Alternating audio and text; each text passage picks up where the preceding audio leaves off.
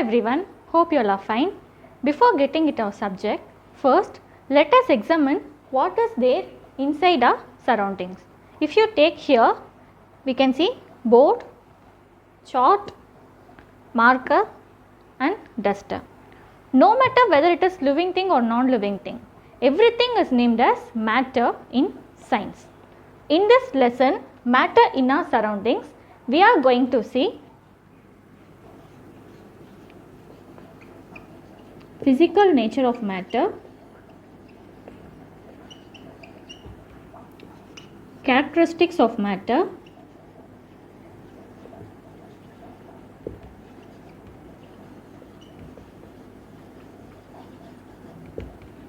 states of matter,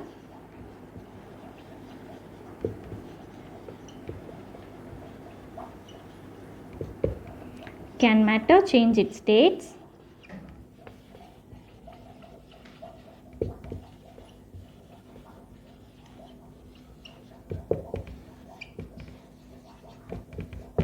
and finally evaporation.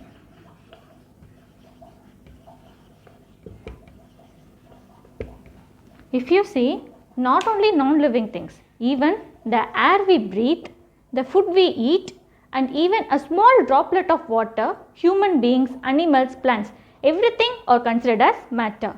First topic, physical nature of matter. In this topic we are going to see two topics.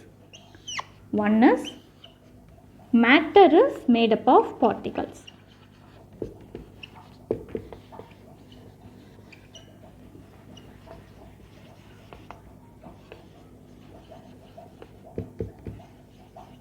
And the other topic is how small are these particles in matter. As science is always about validating theories with experiment, let me explain you all these topics with few activities. For proving matter is made up of particles, I am going to take one soha.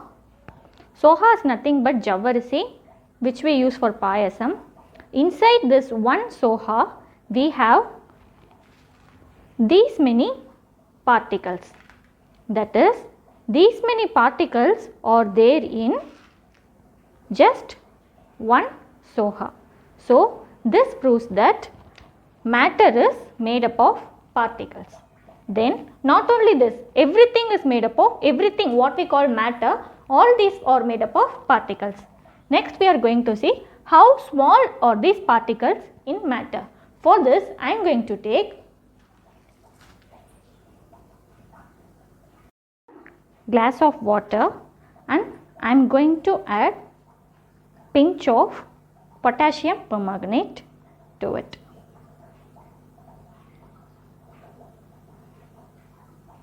You can see that the water turns to purple color. Now I am just closing this potassium permanganate and with this water I am going to add this water into another half tumbler of water. You can see that still the water is turned pink, and again if you are taking this water and you are adding in another half tumbler of water, you can observe that the water changes into light pink. This is purple, pink and light pink.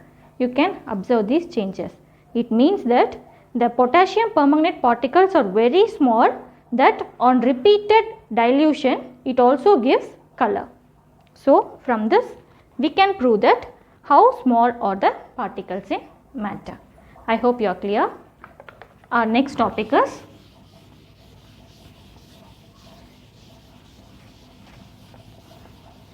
next we are going to see characteristics of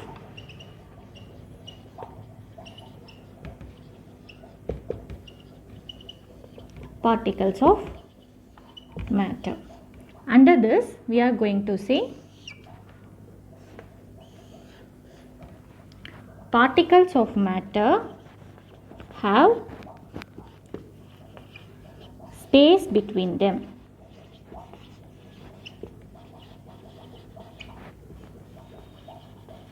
And particles of matter are continuously moving.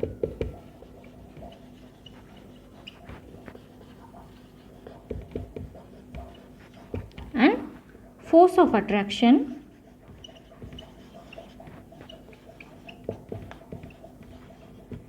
between different particles of matter.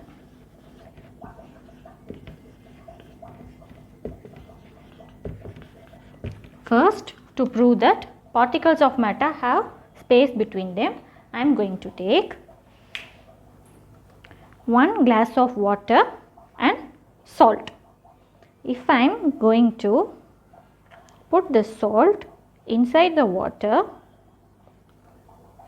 you can observe that these salts get dissolved into water and it mixes up.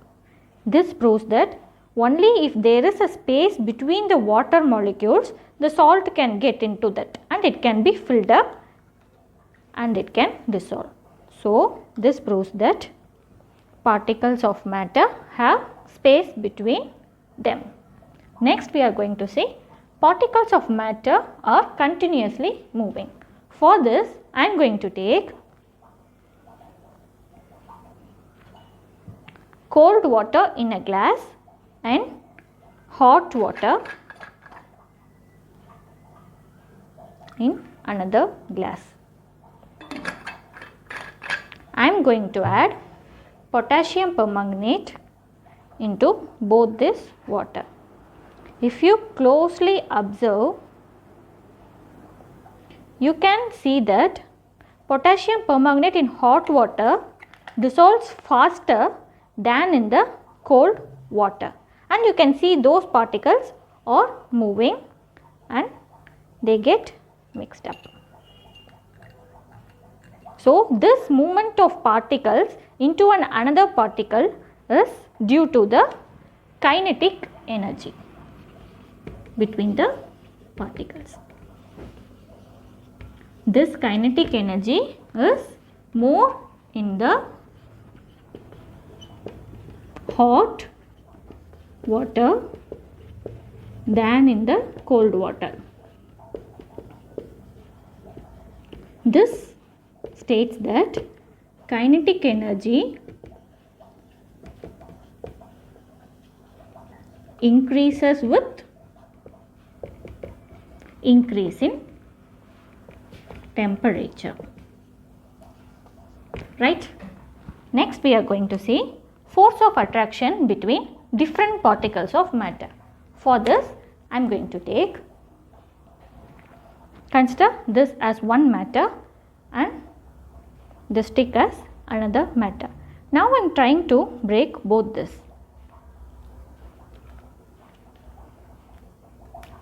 You can see that I can break this stick more faster than this, because the force of attraction of the particles in this matter is very strong that I can't break it, but in this it is very weak that I can break it easily. This proves that force of attraction between different particles of matter varies. So, these are the characteristics of particles of matter. I hope you are clear in this topic. Now we can go for our next topic, that is states of matter.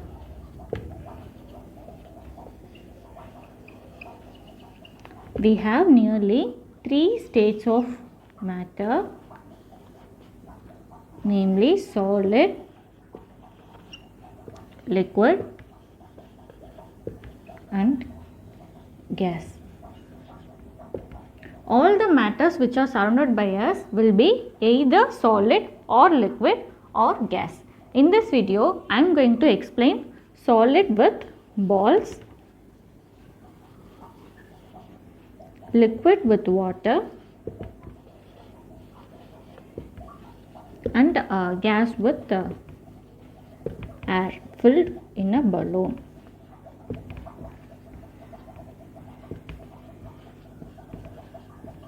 Each of the solid, liquid and gas have distinct properties. We are going to discuss the property of solid with balls, then the properties of liquid with water, and gas with air filled balloon. The first property of solid is it has fixed shape and fixed volume. If you are taking this ball is spherical in shape, that means it has fixed shape and absolutely it has fixed volume also. Next property is it is incompressible, that is I can't compress this ball, so it is incompressible. Next it is rigid, only if it is rigid it will be having fixed shape. Then it do not fill container completely. For example, if I am taking all these balls and putting into a container, you can observe that there are spaces between the balls. It does not fill the container completely. Next, distance between the solid particles will be very small. See, this is a matter and inside this matter you will be having particles. Those particles inside this matter will be small in solid, and the force of attraction between solid particles will be very strong.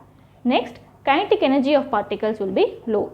I have already told you force of attraction is inversely proportional to kinetic energy. So, if the force of attraction of a solid particle is strong, the kinetic energy of particles will be low. Kinetic energy is nothing but the movement of particle inside a matter is called kinetic energy of particle. So, next we are going to discuss properties of liquid. Liquid do not have fixed shape and they do not have fixed volume also. If you are taking water do not have fixed shape. You have already known that, and it does not have fixed volume also. Then it is incompressible. I can't compress the water, but I can compress the water bottle only. Next, liquid is fluid. Fluid is nothing but it can flow easily. If I pour this water on the roof or something, it can flow very easily. So that is called a liquid. And next, it do not fill container completely. As solid, this also have some space between them. Already I have done an experiment by adding a potassium permanganate with water. In that you will be observing that water has space between them and potassium permanganate particles will be filling those spaces. So, it means it do not fill container completely. Liquid particles do not fill container completely. Next, distance between liquid particles will be medium. The force of attraction between particles will be weak, and if it is weak, the kinetic energy of particle, that is the movement of particle inside the matter, will be medium. Next is gas. For gas, I am going to take a balloon and I am filling air inside it.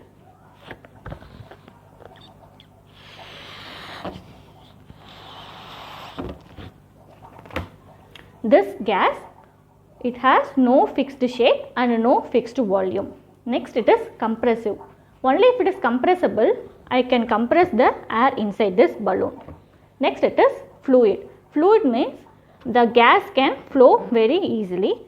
As you all know, air can flow very easily. Air is also an example of gas, so it is also a fluid. Next, it can fill container completely. You can see here the gas has filled the entire container of the balloon. Next, the distance between particles will be large. It means it can flow very easily. The force of attraction between particles will be very weak. If it is very weak, the movement of particle, that is kinetic energy of particle, will be absolutely high. I hope you are clear with all the properties of solid, liquid and gas.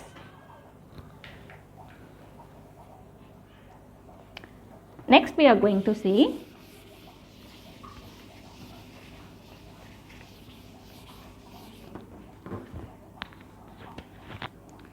can matter change its state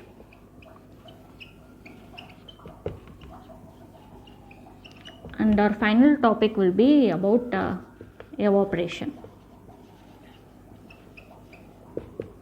We can discuss both these topics in our next video. I hope the class was useful. Thank you.